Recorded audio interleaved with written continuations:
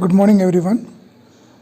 Today we are going to start a new topic, classes and objects. Now, as we have already discussed in our previous lectures, a class is a user-defined data type which holds both data and function. The data inside the class are called the member data and the functions are called the member functions. Now, what is object?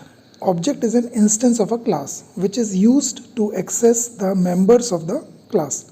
So if we see, we can say like that a class is a kind of a template which is holding both the data and the functions together, wrapped up in one package kind of, and the object is the runtime entity of that particular class.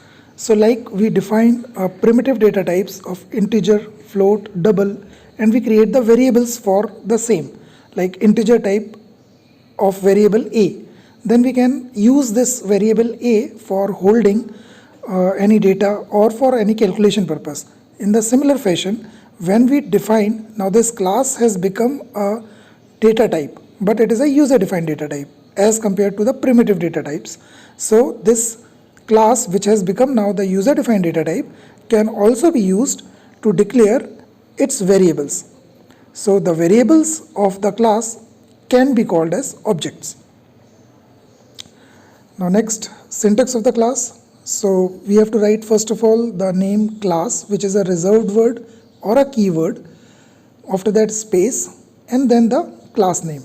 Now this class name can be follows the same rule as the identifiers or any variables follows. It means it had to start with some letter.